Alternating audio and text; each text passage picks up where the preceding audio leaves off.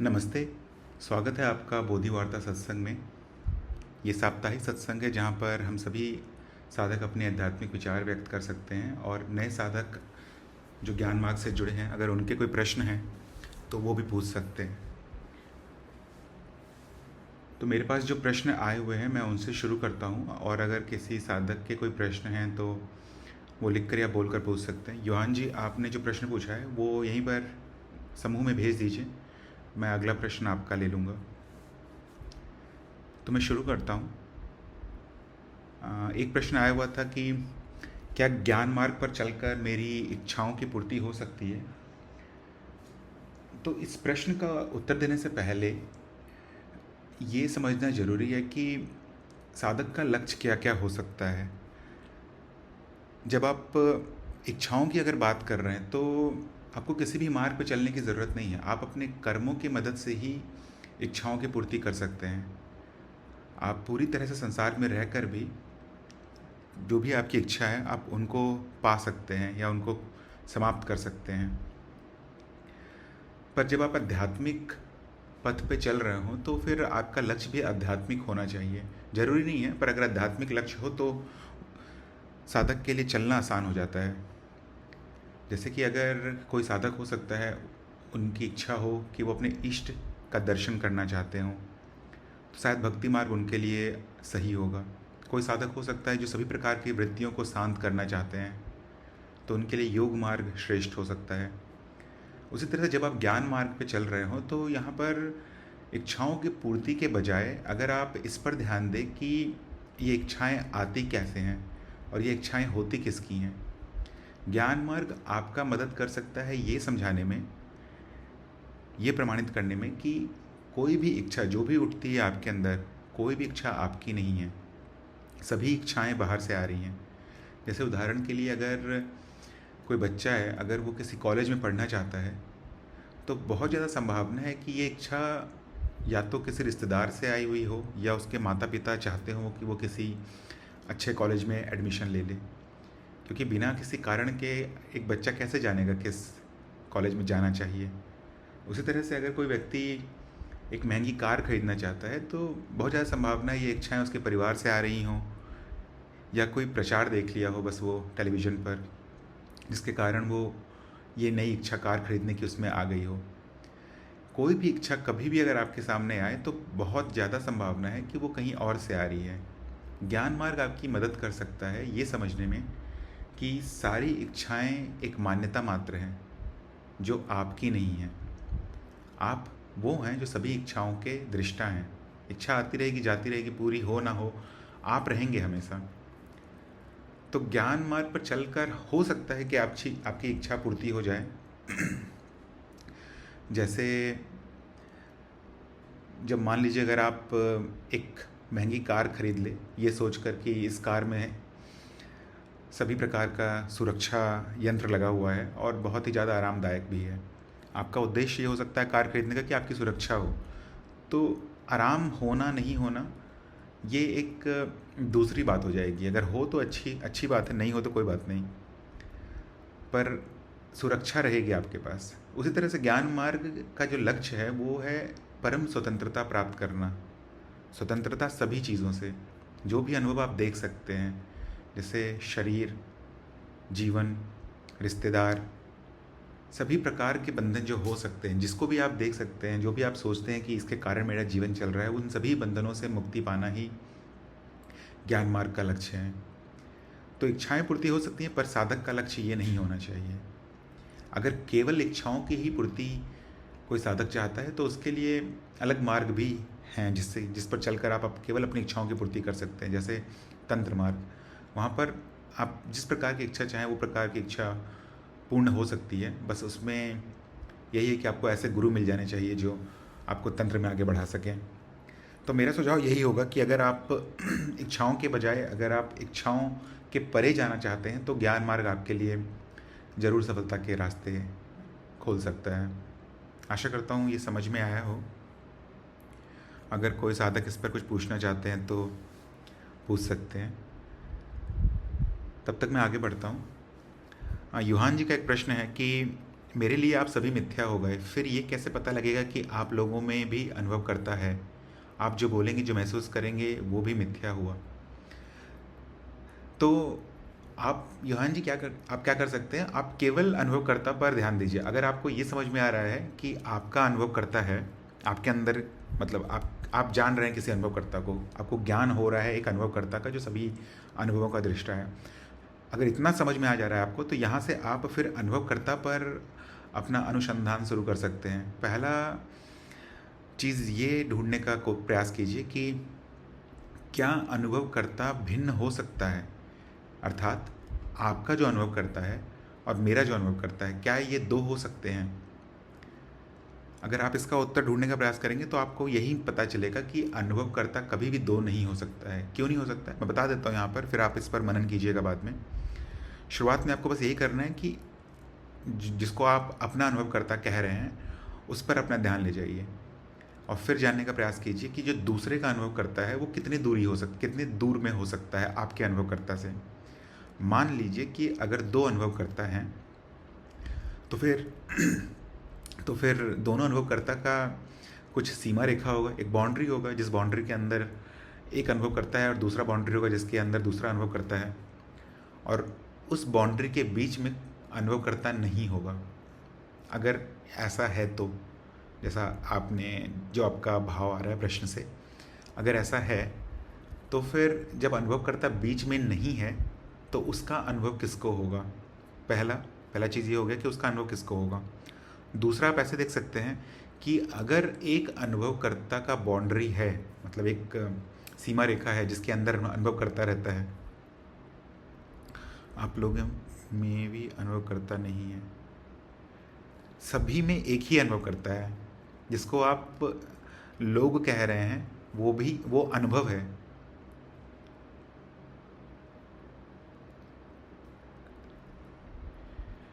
यहाँ पर जो भी चल रहा है, जो हम दोनों अभी बात कर रहे हैं, ये अनुभव हो रहा है। जो आप लिख रहे हैं, मैं बोल रहा हूँ, ये एक अनुभव है और इसका जो अनुभव करता है वो एक ही है। तो अगर आप इस पर ध्यान दें कि अनुभवकर्ता भिन्न हो सकता है क्या, तो आपको समझ में आ जाएगा कि सभी के एक ही अनुभवकर्ता होते हैं। क्योंकि अगर भिन्न हुआ तो कहीं ना कहीं रुकावट, कहीं ना कहीं ऐसा सीमा रेखा होगा जिसके बाहर पहला अनुभवकर्ता नहीं होगा। और अगर सीमा रेखा हुआ तो फिर उसमें परिवर्तन आ जाएगा।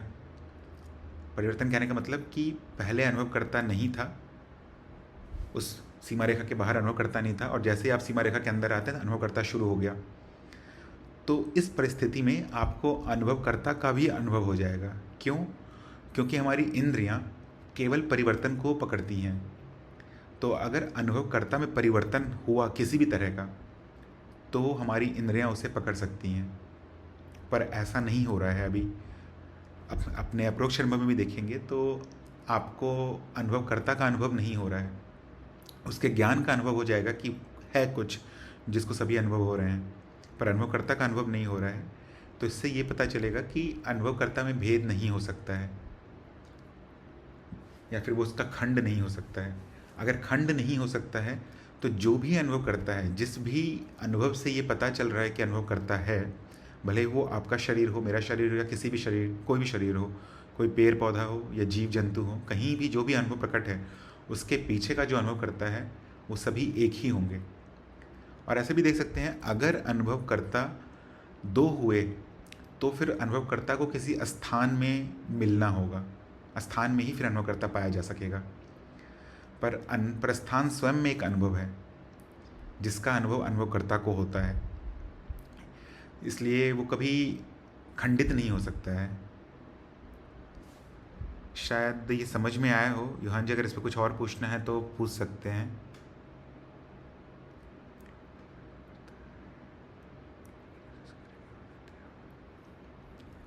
और जो आपने पूछा था कि जो महसूस करेंगे वो भी मिथ्या हुआ, तो ये बात सही है आपकी। जो भी यहाँ महसूस किया जा रहा है, जो भी बोला जा रहा है, वो सभी मिथ्या होगा। इसलिए ज्ञान मार्ग में केवल अपरोक्ष अनुभव और तर्क को ही प्रमाण माना जाता है सत्य का। किसी के बोलने से आपको मान नहीं लेना है। हाँ बोलिए युहान जी, कुछ पूछना भैया है तो। नमस्ते। हाँ नमस्ते, बोलिए। भैया जब मैं एक इंसान हूँ है ना। हाँ आप हाँ मान लीजिए मेरे लिए तो आप लोग अनुभव हुए हैं ना। हाँ हाँ मतलब आप मैं मान सकता हूँ कि आप लोग चलते चलते फिरते पुतला भी हो। हाँ हाँ, पुतला ही है। पुतला फिर तो अनुभव करता मेरा मतलब ऐसा भी तो बोल सकते हैं कि फिर अनुभव करता ये मेरा ही है, मतलब आप लोगों में नहीं है। समझ पा रहे हैं ना आप? मतलब आप बोल रहे हैं कि मेरे शरीर में अनुभवकर्ता नहीं है, ये बोल रहे हैं, और आपके शरीर में है। जी, क्योंकि मैं आपको अनुभव मतलब आप जो अनुभव कर रहे हैं वो तो मैं अनुभव नहीं कर सकता। हाँ। फिर कैसे मान लो आप लोगों में भी अनुभव करता है मेरे जैसे। पहला बात तो ये है कि अनुभवकर्ता किसी में नहीं है, सभी अनुभव अनुभवकर्ता में है। मतलब जो मेरा शरीर है, मुझे ऐसा लग रहा है, या फिर कोई अगर साधक होगा उसे ऐसा लगेगा कि उसका शरीर है, उसका जीवन है, तो ये एक भ्रम मात्र है। ऐसा नहीं है कि मेरे शरीर के अंदर या किसी साधक के शरीर के अंदर अनुभव करता है। अनुभव करता बस है, और जहाँ पर भी है वो समय और स्थान के परे का चीज़ है, जहाँ पर भी अनुभव करता है। और जो भी चीज़ उसके सामने प्रकट है, कोई भी शरीर हो, वो एक अनुभव मात्र है जो एक ही अनुभवकर्ता के सामने प्रकट है। अब यहाँ पर प्रश्न आपका शायद ये आ रहा है कि तो मुझे ऐसा लग रहा है कि मेरा जीवन है, अगर मैं ही अनुभव करता हूँ तो मुझे सभी अनुभव क्यों नहीं हो रहे हैं? सभी जीवों के अनुभव होने चाहिए मुझे, या फिर क्या पता मेरे ही अंदर अनुभव करता हो, बाकियों के अंदर ना हो। तो यहाँ पर फिर अब ये प्रश्न का जो उत्तर है वो माया के स्तर पे देना पड़ेगा, क्योंकि जो माया में ध्यान का जो विषय है, ध्यान के कारण एक सीमित अनुभव हो रहा है आपको। जितनी दूर तक ध्यान जाएगा, जितने दूर दूर तक ध्यान फैलता है जीव का, उतनी दूर तक का अनुभव अनुभवकर्ता को हो जाएगा एक दृष्टिकोण से।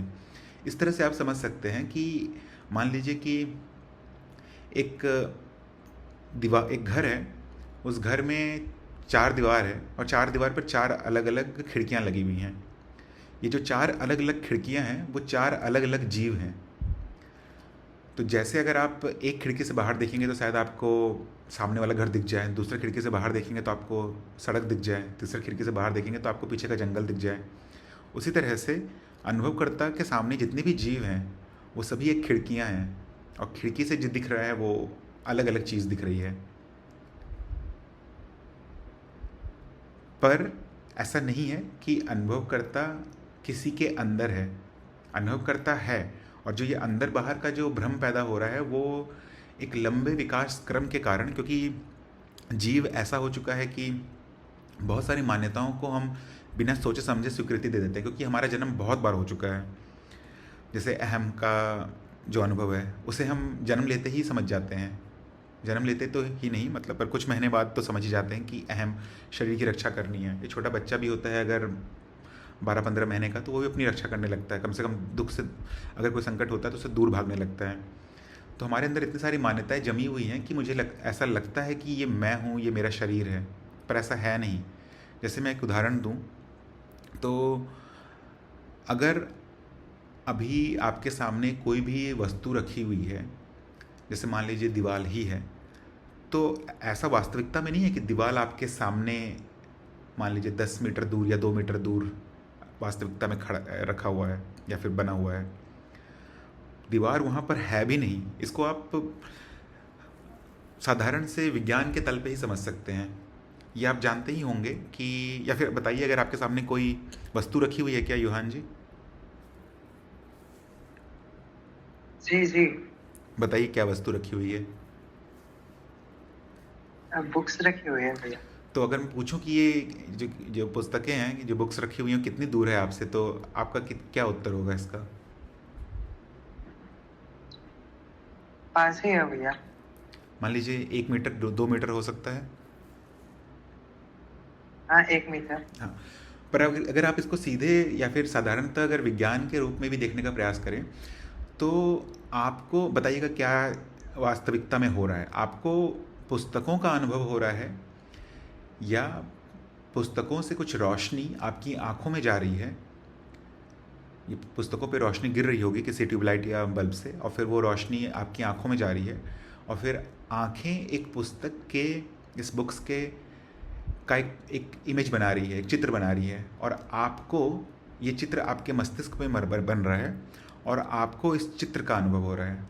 तो दोनों बात में से कौन सी बात सही है? आपको पुस्तक का अनुभव हो रहा है जो आपके सामने रखी हुई है, या पुस्तक का जो चित्र बन रहा है आपके मस्तिष्क में उसका अनुभव हो रहा है? चित्र का। चित्र का हो रहा है। और ये चित्र कहाँ बन रहा है? मस्तिष्क में। अगर अगर मान लीजिए कि एक्सरे किया जाए किसी व्यक्ति का, तो क्या उस एक्सरे में, या फिर किसी, अगर मान ऐसा होगा तो नहीं, पर मान लीजिए अगर किसी व्यक्ति का अगर सर काट के देखा जाए तो क्या मस्तिष्क में चित्र दिखेगा? नहीं भैया। नहीं दिखेगा। ये चित्र वहीं बन रहा है जहाँ पर विचार आते हैं। यहाँ तक कि अगर आप अपने हाथ को देखें तो हाथ का जो चित्र बन रहा है वो भी वहीं बन रहा है जहाँ पुस्तक का चित्र बन रहा है, और ये वही जगह है जहाँ पर विचार उत्पन्न होते हैं, और इसका कोई स्थान नहीं है। अगर आपके सामने जो 1 मीटर का जो स्थान है, आपके देह से लेके पुस्तक तक के बीच का जो 1 मीटर का स्थान है, वो भी एक चित्र मात्र ही है, जो कि उसी जगह बन रहा है जहाँ पर विचार है, जहाँ पर पुस्तक का चित्र है, जहाँ पर आपके हाथ का चित्र दिख रहा है।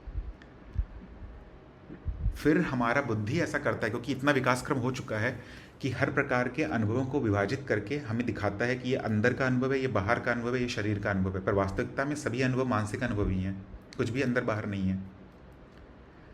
और हमें फिर लगता है कि मेरा शरीर है। और ठीक इसी जगह पर जहाँ पर ये सारे चित्र बन रहे हैं, ठीक उसी जगह पर अनुभवकर्ता भी है, उसका भी कोई स्थान नहीं है। तो इसी तरह से अगर आप पूरी सृष्टि को देखें तो लगेगा कि कुछ मेरे बाहर है, पर वो केवल एक मानसिक चित्र है जिसमें निरंतर परिवर्तन होता जा रहा है, जिसके कारण फिर हमें लगता है, परिवर्तन के कारण हमें लगता है कि समय भी है और स्थान भी है, पर ऐसा है नहीं। बस परिवर्तन हो रहा है सभी अनुभवों में, सभी मानसिक अनुभवों में।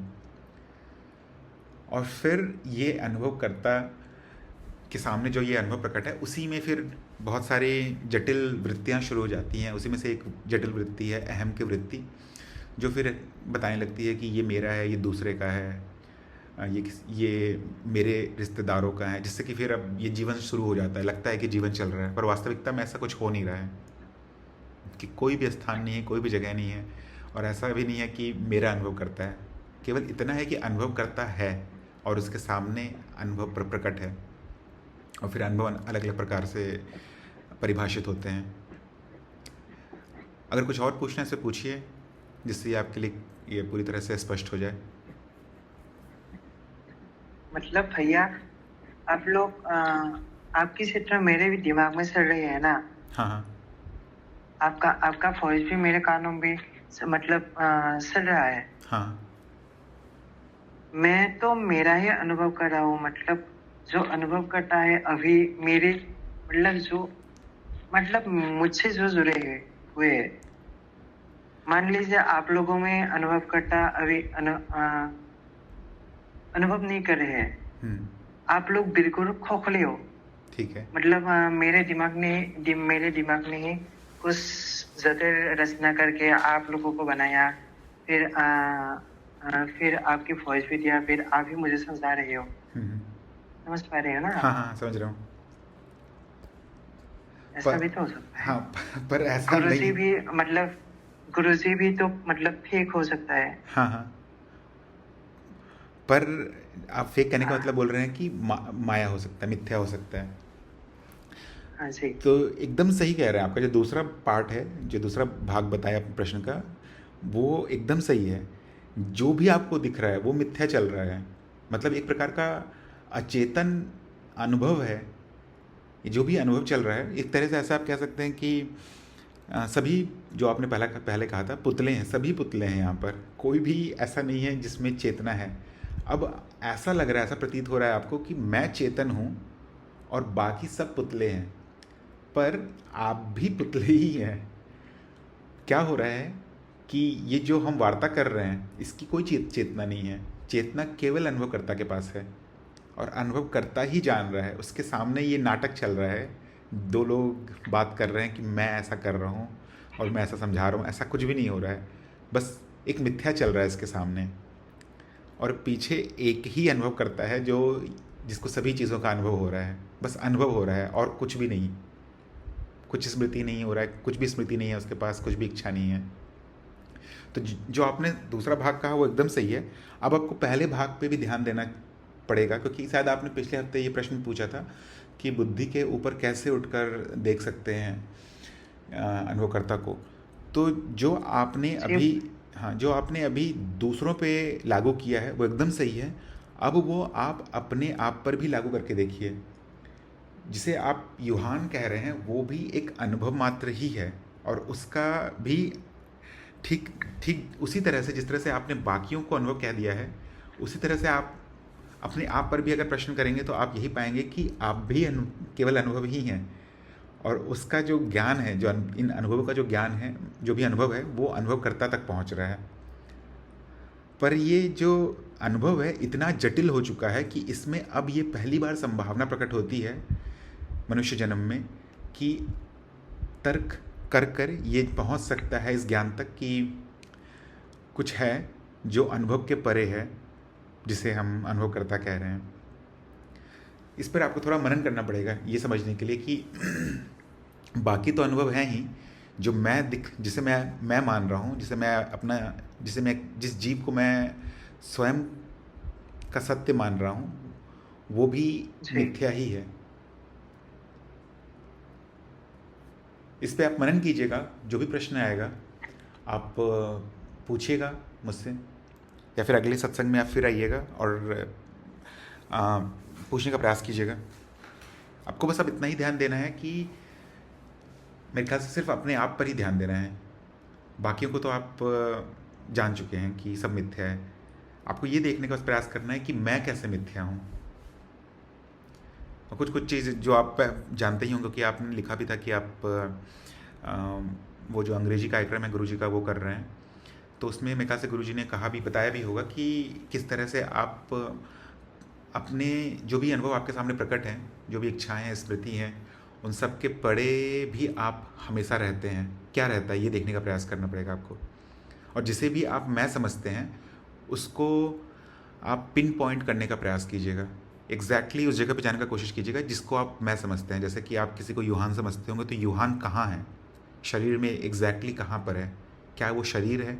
अगर शरीर है तो कौन सा शरीर? जो जन्म लिया था 40 सेंटीमीटर का शरीर वो, या जो 10 साल की उम्र में 1 मीटर का था वो, या फिर जो आज 17 साल की उम्र में 1.5 मीटर का शरीर है वो? कौन सा शरीर था यूहान?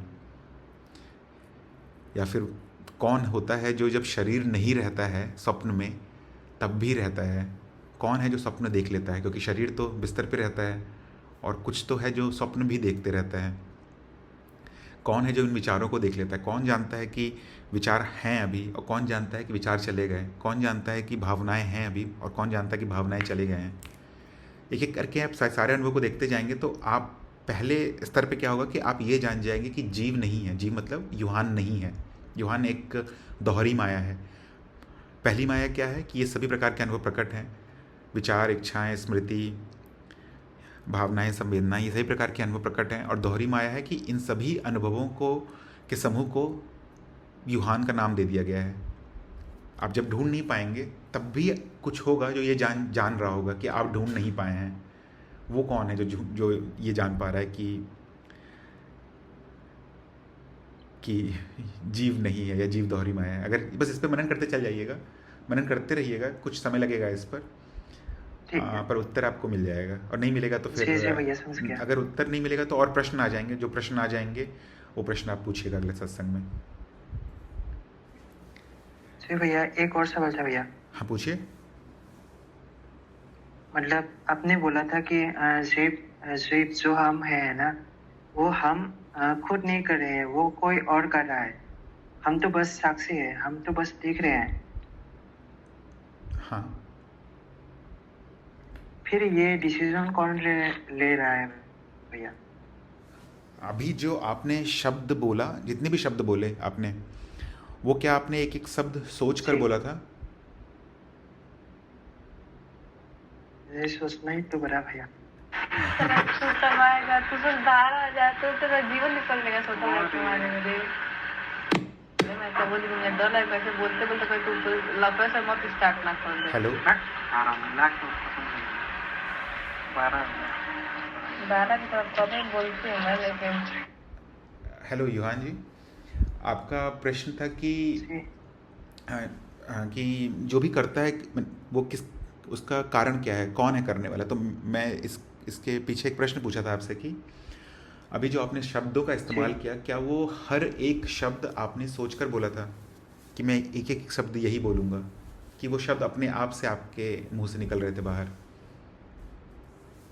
जी, मुझे हिंदी नहीं आते तो पहले सोचा ही था। पर जब आप अपने दोस्तों से बात करते हैं, मान लीजिए किसी सीरियस टॉपिक पे नहीं, कोई भी सिंपल सा टॉपिक हो, तो क्या हर एक शब्द सोचकर बोलते हैं? ज्यादातर तो सोचते ही है भैया। सोचकर बात करते हैं आप अपने सभी दोस्तों से एक एक शब्द? कभी कभी नहीं, कभी अभी खुद से बोला जाता है। आप इस पर भी मनन कीजिएगा मतलब कि मतलब आप हाँ बोलिए। मतलब भैया आप अगर ठान लो कि मुझे ये करना ही है तो हाँ आप करोगे। ये ठानने वाला कौन रहा, ये कौन ठान रहा है भैया? हाँ, अगर आप अभी देखिए, कर्ता को आप दो स्तर पे समझ सकते हैं। पहले स्तर पे आप अपने जीवन के सरल कार्यों पर या फिर कर्मों पे ध्यान दें। सरल कर्म क्या हो सकते हैं? जैसे कि आप जब खाना खा रहे हैं, अगर आप हाथ से खाना खाते हैं तो जब आप एक निवाला बनाते हैं, अपने मुंह में डालते हैं, तो क्या आप इस पूरे प्रयास को सोच समझ के कर रहे हैं? या फिर जब आप रोड पर चलते हैं तो क्या हर एक कदम आप सोच कर चलते हैं? या आप किसी बहुत ही सरल विषय पे बात करते हैं किसी से, तो क्या हर एक शब्द सोच कर बोलते हैं? जैसे कि मैं जो बोल रहा हूँ अभी सोच के तो मैं नहीं आया था ये सभी चीज़ें बोलने का, पर ये शब्द अपने आप ही निकल रहे हैं। जब मैं रोड पे चलता हूँ तो कदम अपने आप चल रहे होते हैं।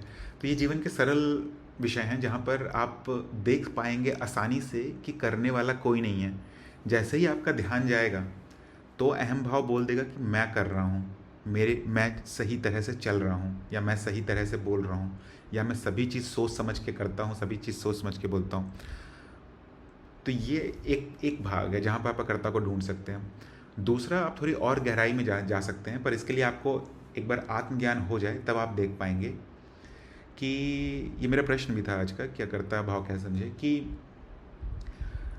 अगर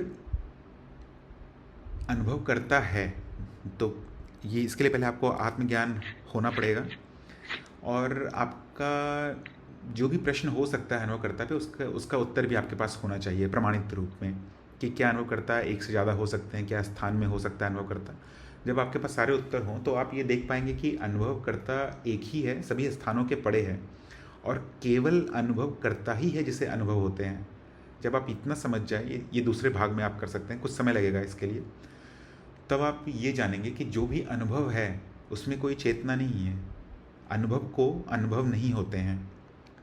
जब अनुभव को अनुभव नहीं होते हैं, अगर ये बात जब एकदम स्पष्ट हो जाए, ये सुनने के बाद, प्रमाणित होने के बाद भी थोड़ा समय लग सकता है, क्योंकि अहम भाव छोड़ेगा नहीं इतने आसानी से अपने जीवन को। जब ये स्पष्ट हो जाए कि जी भैया, स्पष्ट ही है मेरा ख्याल से। मुझे ये आपको स्पष्ट है कि अनुभव करता है और अनुभव में कोई चेतना नहीं है, ये स्पष्ट है? मतलब एक अनुभव दूसरे अनुभव को से नहीं सकते, मतलब अनुभव नहीं कर सकते। नहीं कर सकता है।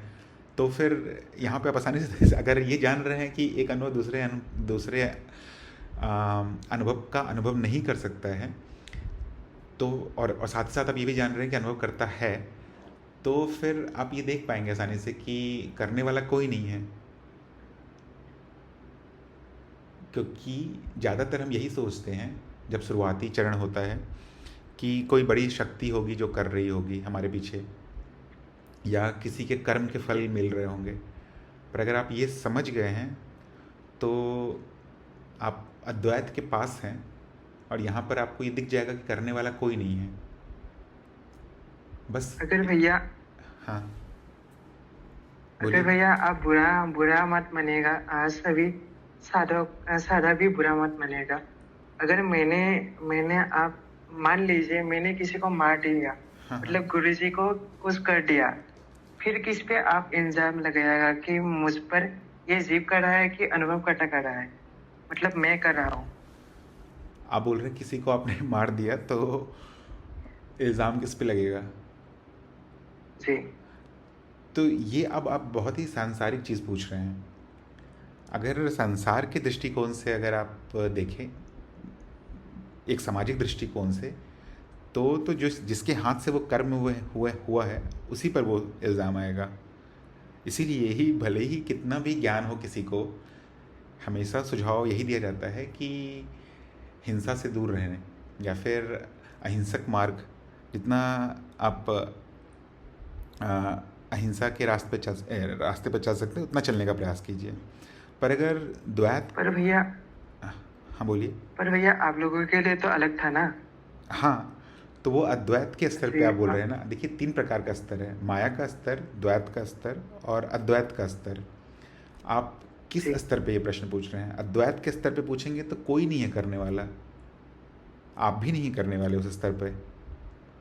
आप भी बस एक अनुभव मात्र ही हैं, एक के बाद एक घटना चल रही है, एक सीक्वेंस में 1 के बाद 2 आ रहा है, 2 के बाद 3 आ रहा है, और बुद्धि फिर ऐसी परिकल्पना कर ले रही है कि एक नियमित श्रृंखला है ये, कि 1 के बाद 2 ही आता है हमेशा, 2 के बाद 3 ही आता है हमेशा, क्योंकि ऐसा ही दिखता आ रहा है। तो बुद्धि ये जानता है, पर ये कहाँ जानता है? ये माया के स्तर पे जानता है। द्वैत भी नहीं है ये, और द्वैत से तो बहुत दूर है। तो अगर माया के स्तर पे अगर आप पूछेंगे तो जिसके हाथ से हुआ है उसी के हाथ से हुआ है। पर इस पे भी बहुत सारे जो एनजीओ वाले होते हैं वो, उनके अपने तर्क हो सकते हैं कि कोई बच्चा ऐसी परिस्थिति में जन्म लिया है तो उसका एक स्वाभाविक कारण हो सकता है कि ऐसा ऐसा कर्म हो गया उसके हाथों में। पर जैसे ही अगर आप द्वैत के स्तर पे आएंगे तो फिर ये एक के बाद एक हो रही घटनाएं ही मात्र हैं, तब वहाँ पर कोई करने वाला नहीं है। पर अगर आप जाके किसी जज को ये बोले कि मैं अद्वैत के स्तर पे था इसलिए मैं खून कर दिया, जी तो पता नहीं वो शायद पागल खाने भेज सकता है उस स्थिति में, इतना ही रियायत दे सकता है वो। इसलिए ज्ञान सबको नहीं दिया जाता है। अगर आप वीडियो देखेंगे, वीडियो के अगर व्यूज़ देखेंगे यूट्यूब पर, तो अगर कोई हनुमान जी के 10 चमत्कारी शक्तियाँ बताता है तो 1 लाख व्यू होगा, और अगर कोई ज्ञान की बातें करेगा तो मुश्किल से 10 या 15 लोग देखेंगे उसे। तो ज्ञान सबको जी नहीं दिया जाता है, और ज्ञान सबको दे के भी कोई फ़ायदा नहीं है, क्योंकि सबको समझ में भी नहीं आएगा ये। जब तक माया का स्तर है तब तक लोग समझ सकते हैं थोड़ा, पर जैसे ही आप अद्वैत पे आ जाते हैं, या फिर द्वैत पे भी अगर आप रहें, तो बहुत कठिन है समझना। मैं भी अगर बहुत प्रयास करता हूँ, अगर मानिए 1 हफ्ते में 10 लोगों को ज्ञान देता हूँ तो 1 या 2 को ही समझ में आता है। प्रयास करते हैं लोग, जो त्रिज्ञान होता है प्रयास करते हैं, पर सबको समझ में नहीं आता है।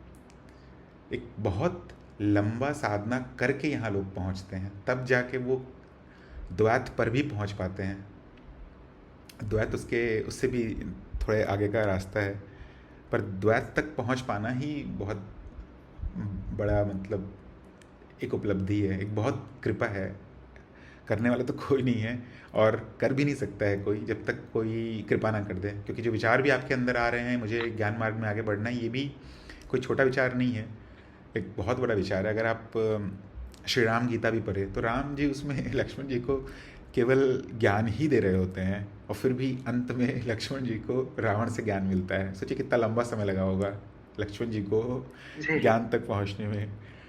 यहाँ तक कि हनुमान जी राम जी के साथ ही रहते थे जब पूरे रामायण के कहानी में, पर उनको ज्ञान कब मिला? जब महाभारत हुआ तब कृष्ण से। तो जी बहुत, मतलब बहुत लंबा समय लग जाता है ज्ञान तक पहुंचने में। अगर आप देवी गीता भी पढ़ें तो आप यही पाएंगे कि ज्ञान मतलब कि ज्ञान मार्ग पे चलना एक, मतलब ये सब तो मैं अब वो बोल रहा हूँ जो बाकी गुरुओं ने लिखा है, पर ऐसा मेरा अंदाज़ा भी है कि आसानी से चला नहीं जा सकता है, और सभी इसी कारण से सभी को ज्ञान दिया भी नहीं जाता है, नहीं तो समाज में हिंसा बढ़ सकता है और लोग पता नहीं क्या उटपटांग काम करेंगे उसके बाद। आशा करता हूँ ये आप समझे हों, नहीं तो अगर कुछ और पूछना है तो पूछिए इस पर। और नहीं है भैया, कुछ अलग ही सवाल है। मतलब और प्रश्न है आपके? जी। हाँ पूछिए। भैया हम देखते हैं कि इस संसार को मतलब ब्रह्म को एक्सपीरियंस और एक्सपीरियंस के रूप में देखा जाता है ना? हाँ, ब्रह्म को, हाँ। अनुभवकर्ता और अनुभव। हाँ हाँ हाँ। क्या इसके अलावा भी कोई और हो सकता है? इसके अलावा आपको आत्मज्ञान हो गया है ना, आपको समझ में आ गया अनुभवकर्ता क्या है? मतलब भैया हम अनुभव करता और ये अनुभव, ये तो दो हाइपोथेटिकल थियरी हुआ ना, मतलब समझ रहे हो ना? क्या इसके अलावा भी कोई दो मतलब किसी और में से परख कर सकते हैं क्या? देखिए, ये हाइपोथेटिकल सिचुएशन नहीं है, या फिर किसी प्रकार का हाइपोथेसिस नहीं है। इसे आप अपने अनुभव में ढूंढने का प्रयास कीजिए, क्योंकि जब तक पहले तो आपने शायद वही पिछले हफ्ते लिखा था कि आप शायद 10वें अध्याय पर हैं, तो आप प्रयास कीजिए कि उस कार्यक्रम को ख़त्म कर दीजिए, और हो सके तो त्रिज्ञान भी कर लीजिए, क्योंकि त्रिज्ञान में आपको कोई एक साधक मिल जाएगा, एक शिक्षक रहेगा आपके पास जो आपके सभी प्रश्नों का उत्तर दे पाएगा, तो थोड़ा आसान हो जाएगा। तो आपका जो आपने कहा कि हाइपोथेटिकल सिचुएशन है, ऐसा नहीं है। इसे अगर आप अपने अनुभव में ढूंढें तो आपको ये परम सत्य दिख पड़ेगा। जब मान लीजिए कभी निकट भविष्य में आपको ये समझ में आ जाए कि अनुभवकर्ता और अनुभव दो हैं, और उसके बाद ये प्रश्न उठता है कि क्या कुछ तीसरा हो सकता है, तो उस तीसरे को मतलब कैसे कोई जानेगा? अगर कोई जान लिया उसको तो वो अनुभव हो जाएगा, और अगर वो ही जान रहा है बाकी दोनों को तो वो अनुभव करता हो जाएगा। इस पे भी आप कर सकते हैं, प्रोज एंड कॉन्स लिखकर एक पेपर पे प्रोज एंड कॉन्स डाल दीजिए, या टू एंड फ्रो डाल दीजिए। एक फेवर में लिखिए और एक अगेंस्ट में लिखिए, और देखने का प्रयास कीजिए कि फेवर में आप क्या लिख पाते हैं और अगेंस्ट में क्या लिख पाते हैं। अंत में यही होगा कि अगर कोई तीसरा है तो या तो वो अनुभव ही होगा या तो अनुभव करता ही होगा, क्योंकि अगर इस दोनों ही कैटेगरी में नहीं आता है वो, तो कैसे पता चल रहा है उसके बारे में? या तो उसका ज्ञान होगा, अगर उसका ज्ञान हो रहा है तो वो अनुभव हो जाएगा, या तो वो जान रहा है बाकी चीज़ों को तो वो अनुभव करता ही हो जाएगा। तो मेरे हिसाब से तो नहीं होना चाहिए, पर आप इस पर मनन करेंगे तो आप और गहराई में जा पाएंगे। ये जी भैया। स्पष्ट हुआ क्या? नहीं तो कुछ और पूछना है तो पूछ सकते हैं इस पर फिर से आप। जी भैया, पहले बात तो मेरा विज्ञान हो सका है आज, कंप्लीट मनन से रहा है इस पर। ओके, ठीक है, तो ये अच्छी बात है। बाकी हाँ हाँ, बोलिए। बाकी अब नहीं है भैया। ठीक है, अगर आपके और भी प्रश्न मतलब आए। हाँ बोलिए। जी, मतलब जो उनसे सवाल थे उनसे भी पूछा था, आपके भी दृष्टिकोण जानने के लिए आपसे पूछा। हाँ ठीक, अच्छी बात है। आप जितने ज़्यादा जब तक आपका ये श्रवण मनन चल रहा है तब तक आप जितने ज़्यादा दृष्टिकोण ले सकते हैं वो ले सकते हैं। गुरुजी के भी बहुत सारे वीडियोस हैं, और बाकी सभी बहुत सारे साधक भी हैं जिनके अपने खुद के चैनल भी हैं, और बहुत सारे सत्संग भी चलते हैं। मेरे ख्याल से 8-9 सत्संग हैं। अगर ये जो गुनिक है, गुनिक पर आप जाकर / सत्संग लिखेंगे तो आपको सत्संग का एक टाइम टेबल मिल जाएगा। आप सभी सत्संग में जाके भी पूछ सकते हैं, तो एक स्पष्ट आपको दृष्टिकोण दिखने लगेगा। तो आपका जो प्रयास चल रहा है वो अच्छा है, आप करते रहिए, बस मनन बढ़ाते रहिए। और क्योंकि आप 17 साल के हैं तो अपने पढ़ाई पे भी ध्यान दीजिएगा, वो भी ज़रूरी है। जीवन अगर सुलभ हो जाएगा तो ज्ञान मार्ग में निश्चित आप सफल हो जाएंगे।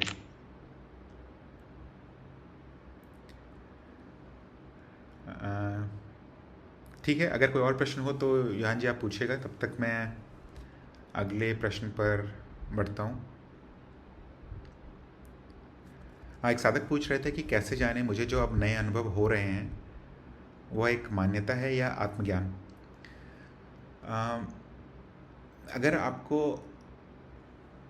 अगर आपने ज्ञान मार्ग पर एक व्यवस्थित कार्यक्रम किया है या फिर व्यवस्थित रूप से चल रहे हैं तो बड़ा ही आसान होगा आपके लिए। आप जो भी अनुभव हो रहे हैं आपको या फिर जिस आपको अनुभव जैसा भी लग रहा हो वो, तो आप उस पर सत्य के मानदंड स्थापित करने का प्रयास कीजिए। देखिए कि क्या वो नित्य रह रहा है या वो बदल जा रहा है।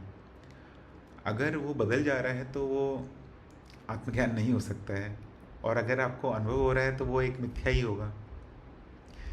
किसी भी प्रकार का अगर अनुभव हुआ तो वो सत्य नहीं हो सकता है।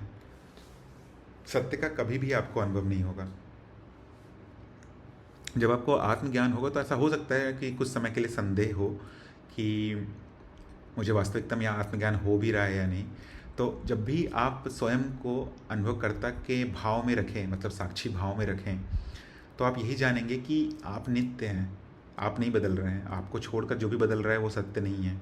अगर आप इस भाव में आ पाएँ कि आप हमेशा से थे, हमेशा रहेंगे और नित्य हैं, तो फिर उसे आत्मज्ञान कहेंगे। अगर उसको छोड़कर कुछ भी हो रहा है तो वो एक मिथ्या ही होगा, एक मान्यता ही होगी, सत्य नहीं हो पाएगा। आशा करता हूँ ये समझ में आया हो। अगर कोई साधक कुछ और पूछना चाहते हैं तो पूछ सकते हैं। यहाँ पे शायद चैतन्य जी योहान जी के लिए उत्तर दे रहे थे। पृथ्वी कैसे घूम रही है, दिल को कौन धड़का रहा है, नदियाँ कैसे बहती हैं, श्वास पर किसका नियंत्रण है, घटनाएं अनुभव बस हैं, कोई करने वाला नहीं दिखेगा। इसी अनुभवों में एक जटिल अनुभव अहम वृत्ति है जो यह भ्रम पैदा करती है कि मैं करता हूँ। हाँ, इस पे भी आप देख सकते हैं योहान जी।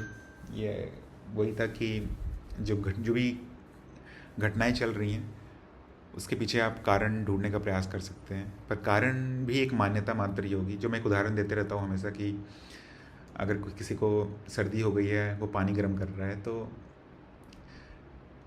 पानी गर्म होने का कारण क्या हो सकता है। कोई बोल सकता है कि मुझे सर्दी थी इसलिए पानी गर्म हो रहा है। कोई बोल सकता है कि मेरे घर में गैस था इसलिए पानी गर्म हो रहा है। कोई बोल सकता है कि मुझे पानी गर्म करना आता है इसलिए पानी गर्म हो रहा है। तो ऐसे आप अनंत प्रकार के कारण बना सकते हैं किसी भी घटना का, और जिसको भी जो भी आपको सबसे ज़्यादा पसंदीदा होगा वही आप कारण मान लेंगे, पर वो एक मान्यता ही होगी। घटनाओं का कारण ढूंढना भी बहुत कठिन है, अनुभव का तो होता ही नहीं है। मैं अगले प्रश्न पे बढ़ता हूँ। अकर्ता भाव को कैसे समझ सकते हैं, ये प्रश्न योहान जी ने पूछा था। फिर भी मैं बोल देता हूँ थोड़ा सा कि क्योंकि यहाँ पे बहुत सारे साधक हैं जो अभी मार्ग में आगे बढ़े हुए हैं, तो आप ऐसे देख सकते हैं कि यहाँ पर जो भी अनुभव करने वाला है वो केवल अनुभव करता है। अगर आप इस भाव में रहें, इस छोटे से प्रयोग को आप कभी भी कर सकते हैं, इस भाव में रहें कि सभी अनुभवों को जानने वाला अनुभव करता है। उसके बाद बचता क्या है, उसके बाद जो भी है अनुभव वो बस एक के बाद एक घट रही घटना है, और उन घटनाओं में कुछ भी चेतना नहीं है। जो आप किसी से बात करते हैं, आपको अनुभव दिख रहा है कि दो व्यक्ति बात कर रहे हैं, पर वो अचेतन है, वो दोनों ही अचेतन हैं, दोनों ही सोए हुए हैं। उसके पीछे जो जगह हुआ है वही साक्षी है और वही जान रहा है। बाकी जो भी घटना चल रही है, जिसको भी आप जान रहे हैं, वो बस एक के बाद एक हो रही घटना है, कुछ भी कारण नहीं है उसका। अगर आप ये देख पाएँ तो आप ये समझना कठिन नहीं होगा कि करने वाला कोई नहीं है, बस एक के बाद एक हो रही घटना है। और अगर आप ये देख पाएँ तो बहुत ही आसान है ये समझ जाना कि यहाँ पर एक महारास जैसा हो रहा है, या फिर एक बहुत बड़ा मिथ्या चल रहा है जिसमें सबको लग रहा है कि मैं अपना जीवन जी रहा हूँ, पर किसी को कुछ भी पता नहीं है। अकर्ता भाव अपने आप ही आने लगेगा ये देखकर। अगर कोई और साधक भी कुछ पूछना चाहते हैं तो पूछ सकते हैं।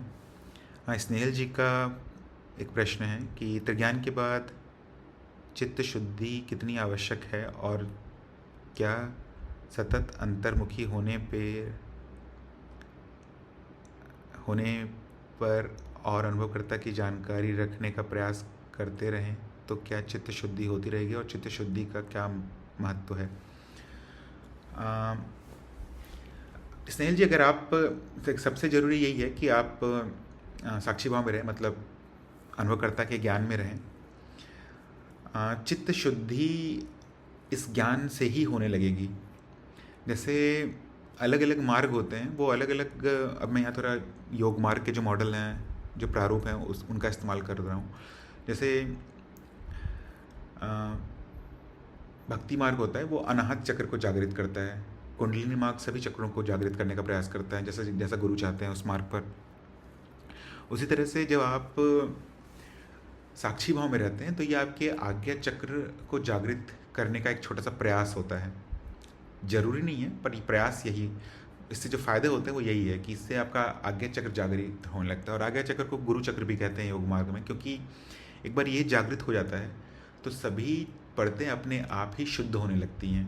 और सबसे ज़रूरी चक्र जो है वो माने साधकों के लिए, शुरुआती साधकों के लिए वो आज्ञा चक्र ही है। तो अगर आप साक्षी भाव में रहें तो आपका संभावना यही है क्योंकि ये ऊपरी परत है, तो जैसे ऊपरी परत शुद्ध होने लगती है वैसे निचली जो भी परतें होंगी वो अपने आप ही शुद्ध हो जाती हैं। उसमें भी कुछ विशेष प्रयास करने की जरूरत नहीं पड़ती है। फिर भी अगर आपके पास समय है और अगर आप ऐसा कर सकते हैं कि बाकी जो भी चीज़ें आपको अशुद्ध लग रही हैं आपके जीवन में, उसे अगर आप शुद्ध कर सकते हैं तो वो कर लीजिए। गुरुजी का वीडियो भी होगा मेरे ख्याल से एक शुद्धि पर, तो वो आप देख सकते हैं। बहुत उसमें 7-8 वीडियो हैं, वो आप देख सकते हैं बोधि वार्ता चैनल पर। अगर आप कर सकते हैं तो कीजिए, नहीं तो आप केवल अगर साक्षी भाव में भी रहेंगे तो सभी परतें अपने आप ही शुद्ध होना शुरू हो जाती हैं। चित्त शुद्धि का महत्व तो यही है कि आपका साक्षी भाव में रह पाना बहुत ही सुलभ हो जाता है। जैसे मैं एक उदाहरण देता हूँ, अगर अब मान लिया आप ऐसे कर्म में हैं, ऐसे काम में हैं, जॉब आपका ऐसा, प्रोफेशन आपका ऐसा है जहाँ पर आपको 24 घंटे लोगों से बात करना है। मतलब 24 घंटे तो नहीं, जब तक आप नौकरी पे रहते हैं उतना देर तक आपको बात करना है लोगों से, और उसमें सच झूठ सब चल रहा है।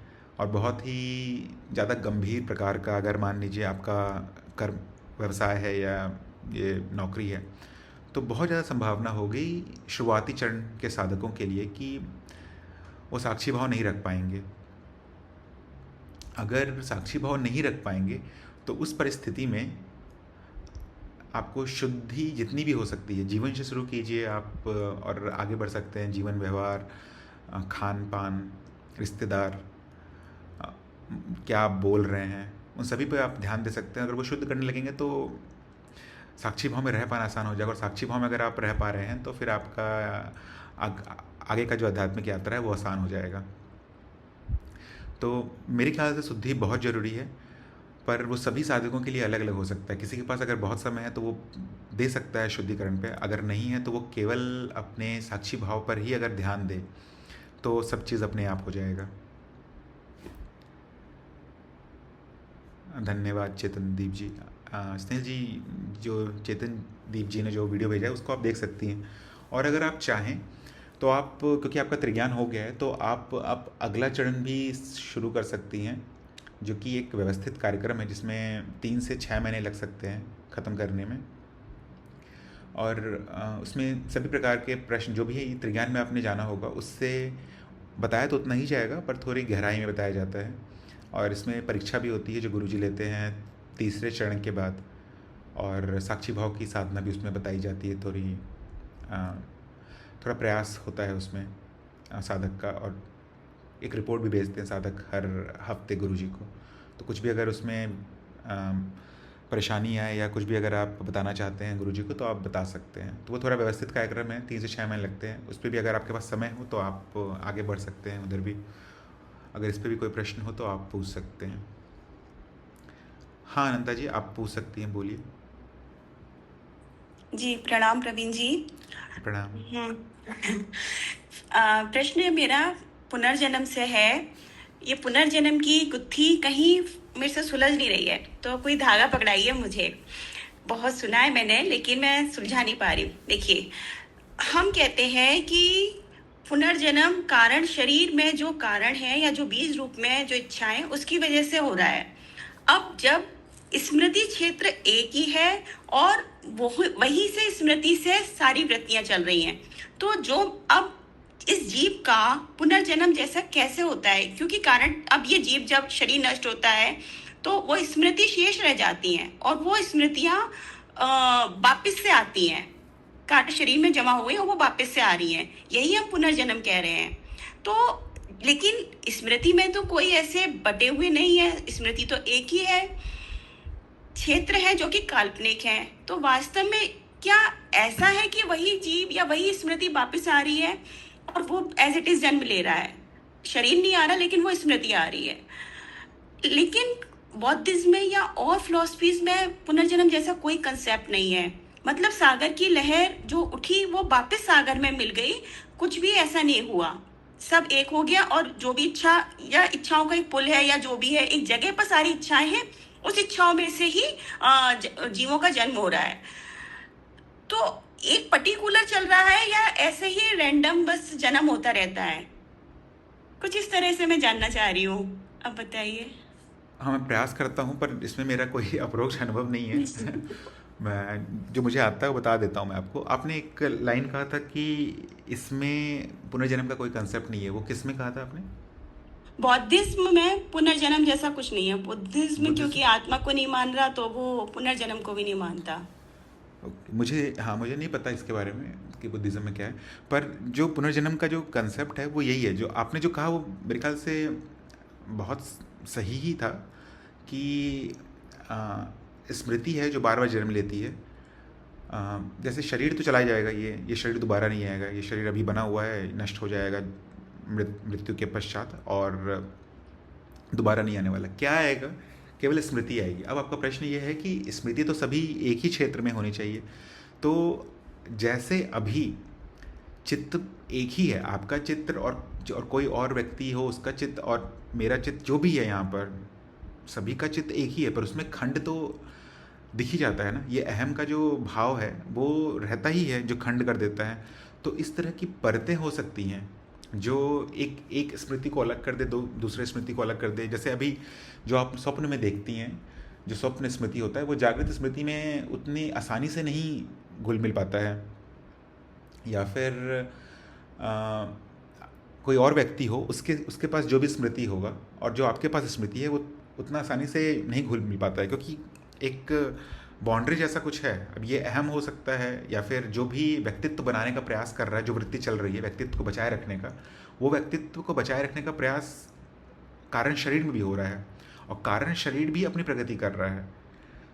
जैसे कारण शरीर की क्षमता इतनी हो गई है कि ये एक मनुष्य देह के साथ संपर्क स्थापित कर सकता है। तो ये इसका प्रयास यही होता है कि ये आगे आगे बढ़ता चला जाए। पर कभी ऐसा होगा कि ये कारण शरीर एक सूक्ष्म जीवाणु हो सकता है, एक माइक्रो ऑर्गेनिज्म हो सकता है। कभी कारण शरीर उसके पहले भी कोई पेड़ पौधा होगा। पर धीरे धीरे करते करते जो प्रकृति नैसर्गिक तौर से जो हमारी प्रगति कराती है, उससे उस रास्ते से गुजरते हुए ये कारण शरीर आज मनुष्य तक पहुंच गया है और कभी भविष्य में ये ऊपर की योनियों तक पहुंच जाएगा, देवी देवता ब्रह्मा विष्णु महेश तक पहुंच जाएगा, कहीं ना कहीं पहुंचेगा, ये आगे बढ़ते चल जाएगा। और वही प्रयास होता है कारण शरीर का भी। साथ ही साथ वो अपनी इच्छाओं की भी पूर्ति करते रहता है। तो केवल इस जो हम कहते हैं पुनर्जन्म किसका हुआ क्या हुआ, वो केवल इस स्मृति को ही कहते हैं, या फिर ये सभी लोग अपना अपना बना सकते हैं। पर इसके पीछे जो विज्ञान काम करता है वो यही है कि बस वो स्मृति जैसे ही एक मनुष्य देह का जन्म होता है और अगर उस स्मृति उस कारण शरीर की ये क्षमता है कि वो मनुष्य देह के साथ संपर्क स्थापित कर सकता है, साथ ही साथ अगर उसकी वासनाएं कामनाएं इच्छाएं उस परिवार में पूर्ण हो सकती हैं तो वो अपना संपर्क स्थापित कर लेता है और फिर उसी शरीर के साथ रहता है। ऐसा भी हो सकता है कि वो कारण शरीर उस कारण शरीर मनुष्य शरीर को छोड़ दे कुछ सालों के बाद। अगर उसे ऐसा लगे, कुछ साल मतलब कि जब तक अहम भाव बहुत ही प्रबल ना हो, जो छोटे बच्चे होते हैं 6 महीने 7 महीने 8 महीने के, तो ऐसा हो सकता है कि एक कारण शरीर हट जाए जो पहला उस शरीर के साथ स्थापित हुआ था और दूसरा कारण शरीर आ जाए। क्योंकि ऐसा अगर उस कारण शरीर को लगेगा कि मेरी इच्छाएं यहाँ पूर्ण नहीं होंगी तो वो छोड़ देगा, उसको दूसरी कारण शरीर हो जाएगी। तो अब जिसका पहला पुनर्जन्म हुआ था, जिस कारण शरीर का पहला पुनर्जन्म हुआ था, अब उसका पुनर्जन्म नहीं रहा, वो अब किसी और का पुनर्जन्म हो जाएगा। तो स्मृति भले ही एक है, पर उसमें खंड हैं अलग अलग प्रकार के जो अपने व्यक्तित्व को बचाए रख रही हैं। और कारण शरीर का उम्र बहुत ही ज़्यादा होता है। मतलब अब ये माया के स्तर पे सभी चीज़ें हैं जो अपने आप को बचा के रख रही हैं। कुछ भी हो, कोई भी अगर कितनी बड़ी शक्ति भी हो, वो उसमें व्यक्तित्व रहता ही है जो अपने आप को बचाने का प्रयास कर रही है। अगर व्यक्तित्व नहीं है तो फिर वो महास्मृति जैसा कुछ हो सकता है। पर महास्मृति के अंदर जो भी चीज़ें होंगी, किसी भी प्रकार का जीव, बहुत ही उन्नत जीव ही क्यों ना हो, वो अपने व्यक्तित्व को बचाने का प्रयास करेगा। और व्यक्तित्व को कौन बचा रहा है? बस यही कारण शरीर है। इसमें मेरा कुछ भी अप्रोक्ष अनुभव नहीं है, बस ये बाकी संतों से जो सुना गया चीज़ है वो बता रहा हूँ मैं आपको। ठीक है, तो ठीक है, ये जैसे ना कारण शरीर को हम कह रहे हैं इच्छा है इसीलिए कारण शरीर है, इच्छाओं का समूह है कारण शरीर। तो यदि इच्छाएं ना रहे तो कारण शरीर नहीं है। लेकिन हम कह रहे हैं कारण शरीर का विकास हो रहा है मनुष्य योनि से देव योनि या उच्च योनियों में, ये विकास क्रम है। तो इसका अर्थ ये हुआ कि कारण शरीर का विकास होता है, उसका खत्म होना नहीं, जैसा कुछ है ही नहीं। इच्छाएं खत्म भी हो गई तो भी कारण शरीर का विकास होगा आगे। मनुष्य योनि की इच्छाएं खत्म हो गई, जैसे इस जन्म में जो भी इच्छाएं थी, अगर वो शेष कुछ भी नहीं बचा तो फिर क्या होगा? नेक्स्ट योनि में चला जाएगा, उसको हम कारण शरीर का विकास कहेंगे। ऐसा नहीं हो सकता कि कारण शरीर खत्म हो गया। कारण शरीर भी खत्म होता है, पर उसका जो समय सीमा है वो बहुत लंबा होता है, खरबों सालों में होगा वो। जैसे मनुष्य 100 साल में हो जाएगा, एक मच्छर मानिए 3-4 दिन में ख़त्म हो जाएगा, पर कारण शरीर खरबों में, माने कि बहुत लंबा समय होता है। और कारण शरीर का प्रगति कैसे बताया जाएगा कि उसकी क्षमता किस प्रकार के योनि के देह के साथ संपर्क स्थापित करने की है। अगर कारण शरीर ज़्यादा प्रगतिशील नहीं होगा तो मान लीजिए वो एक छोटे से कीटाणु के शरीर पर अपना संपर्क स्थापित कर पाएगा। अगर थोड़ा विकसित कर जाएगा तो मनुष्य तक आ जाएगा, और थोड़ा विकसित कर जाएगा तो देव योनि तक पहुंच सकता है, उसके भी आगे पहुंच सकता है। तो उसकी प्रगति चलती रहेगी, पर एक समय आएगा, निश्चित है, जब वो भी नष्ट हो जाएगा। ऐसा कुछ भी नहीं है माया में जो नष्ट नहीं होता है, सभी चीज़ नष्ट हो जाते हैं और फिर वो विश्व स्मृति में मिल जाते हैं, सभी प्रकार की स्मृतियाँ। पर जब तक रहता है कुछ भी, वो अपनी प्रगति करने का प्रयास करता है। भले ही प्रगति ना हो, उसकी दुर्गति भी हो सकती है। मान लीजिए कोई जीव, जैसे हम जो युहान जी बोल रहे थे कि अगर कोई किसी को मार दे, कुछ कर दे, तो संभावना है कि निचली योनि में भी उसका शक्तियाँ खत्म हो सकती हैं और फिर वो मनुष्य देह से अपना संपर्क स्थापित नहीं कर सकता है। तो वो निचले किसी योनि में जहाँ पे भी संपर्क स्थापित कर पाएगा वहाँ करेगा, वहाँ के जो अनुभव हैं वो लेने का वही ले पाएगा। तो कोशिश यही होता है कि प्रगति करते रहें, आगे बढ़ते रहें, कम से कम मनुष्य जन्म से छुटकारा मिल जाए।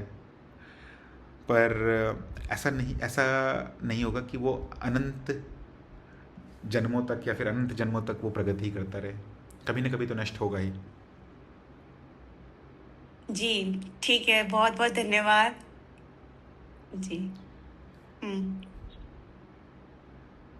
हाँ, जैसा युहान जी ने कहा है, मुझे भी ऐसा ही लगता है कि बुद्धिस्ट लोग मानते हैं कि पुनर्जन्म होता है, पर उसमें भी बहुत सारे पंथ हैं, तो हो सकता है कि कुछ ना भी मानते हो। मुझे इसके बारे में ज़्यादा पता नहीं है। स्नेहिल जी का एक प्रश्न है कि मैं अनुभव करता हूँ, इस तरह की जानकारी रखनी होती है या आत्मज्ञान किस तरीके से जागरूक या बरकरार रखनी होती है? आप ये इस विचार को रख सकती हैं। मेरा अनुभव यही है कि इस विचार को रखने से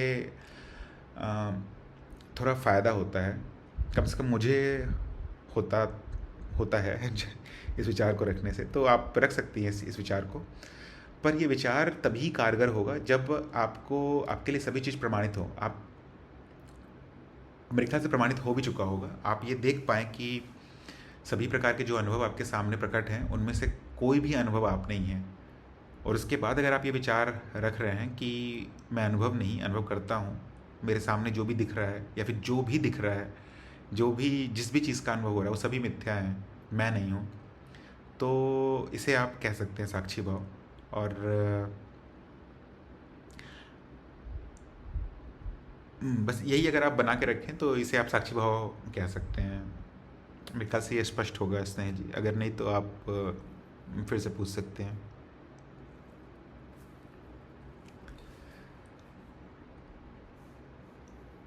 मैं अगले प्रश्न पर बढ़ता हूँ। एक साधक पूछ रहे थे कि आत्मज्ञान के बाद जानने वाला और जो जाना जा रहा है, क्या उनके प्रति दृष्टिकोण बदल जाता है? तो हाँ, बदल जाता है। जैसे कि एक साधक जो नया नया शुरुआत करता है, वो यही सोचता है कि वो शरीर है और स्वयं को छोड़कर उसके सामने जो भी है उसे वो जान रहा है। इसी से मिलता जुलता प्रश्न था जो जिससे हम आज का हम अपना चर्चा शुरू किए थे, यूहान जी के प्रश्न से। पर जैसे जैसे वो ये समझने लगता है कि जैसे जैसे वो ज्ञान मार्ग में आगे बढ़ने लगता है, वो ये देख पाता है कि वो स्वयं जिसे कह रहा था कि मैं हूँ, ये शरीर मैं हूँ, वो भी एक अनुभव मात्र ही है, और जो भी दिख रहा है वो एक ही अनुभव है। यहाँ पर कुछ भी ऐसा नहीं है जिसमें खंड हो। कोई भी जो दो घटना हो रही है, वो दो घटना भी वास्तविकता में एक ही अनुभव है। जितनी भी घटनाएं हो रही हैं, सभी घटनाएं एक ही अनुभव है, और इनके पीछे केवल एक ही अनुभव करता है। एक कहना भी सही नहीं होगा, क्योंकि एक कहने के लिए भी एक सीमा रेखा होनी चाहिए। तो जैसे आपको आत्मज्ञान हो जाएगा, आप ये जानेंगे कि अनुभव करता है और उसके सामने अनुभव है, दोनों साथ हैं, दोनों नित्य हैं। तो इस तरह से आपका दृष्टिकोण बदल जाएगा। आप शरीर को मैं कहना छोड़ देंगे और सभी अनुभवों को आप जान जाएंगे कि कोई भी अनुभव ऐसा नहीं है जिसमें चेतना है। कुछ भी नहीं हो रहा है, किसी भी अनुभव, कोई भी अनुभव कुछ भी नहीं जान रहा है। जानने वाला केवल एक ही है, अनुभव करता। आशा करता हूँ ये समझ में आया हो। एक साधक पूछ रहे थे कि मैं एक लंबे समय से ज्ञान मार्ग पर चल रहा हूँ और कई आध्यात्मिक ग्रंथ भी पढ़ चुका हूँ, पर मुझे अभी तक आत्मज्ञान नहीं हुआ, क्या करना चाहिए? ये ज्ञान मार्ग में आगे बढ़ने के लिए केवल 3 ही चीज़ चाहिए होता है: श्रवण, मनन, निधिध्यासन। आपने श्रवण कर लिया है, एक लंबे समय से आपने श्रवण किया है, तो बहुत ज़्यादा संभावना है कि आप सभी प्रकार के विषयों को आप जान गए होंगे। विषय कहने का अर्थात मतलब यही है कि जो भी ज्ञान है, जो भी मूल ज्ञान है, उसके इर्द गिर्द जो भी ज्ञान हो सकता है, उन सभी प्रश्नों के उत्तरों को आप जान चुके होंगे। पर आपको आत्मज्ञान क्यों नहीं हो रहा है? शायद आपका मनन सही नहीं हुआ है। मनन करने का मतलब यही होता है कि जो भी आपने जाना है, क्या वो आपके अनुभव में सत्य है? अगर नहीं है तो आपको प्रमाण ढूंढना पड़ेगा उसके लिए। ऐसा होता है कि बहुत सारे लोग ज्ञान मार्ग के ज्ञान से आकर्षित हो जाते हैं, पर सभी चीज़ उनके लिए केवल सतही होती है। वो कभी भी ये समझने का प्रयास नहीं कर रहे होते हैं कि जो भी बताया जा रहा है वो 100% सत्य है। केवल एक अनुभव करता है और यहाँ कोई और नहीं है। जो भी दिख रहा है वो केवल मिथ्या है। अगर शुरुआत में ये सुनने में तो बड़ा रोचक लग सकता है, पर अगर आपके लिए सत्य स्थापित नहीं हुआ है, प्रमाणित नहीं हुआ है आपके लिए, तो फिर हो सकता है कि आप आगे नहीं बढ़ पाएँ। तो आपको हमेशा ही प्रमाण ढूंढने का प्रयास करना चाहिए। मनन पे आप समय बिता सकते हैं। अब जो भी समय है वो आप मनन पे बिताइए। आप कुछ और नहीं पढ़िए, कुछ और नहीं सुनिए, केवल मनन कीजिए। अगर एक बार ये प्रमाणित हो जाए तो फिर आप निधिध्यासन शुरू कर सकते हैं। निधिध्यासन का कहने का मतलब होता है कि जो भी आपके लिए प्रमाणित हो गया है, अब आप उसे अपना जीवन शैली बना लीजिए। और एक बार आप जीवन शैली बना लेंगे तो फिर आप ज्ञान मार्ग के अंतिम चरण तक पहुंच जाएंगे। आशा करता हूँ ये समझ में आया हो। अगर कोई और साधक कुछ पूछना चाहते हैं तो लिखकर या बोलकर पूछ सकते हैं, नहीं तो आज का हम सत्संग समाप्त करते हैं। सत्संग में जुड़ने के लिए सभी साधकों को धन्यवाद।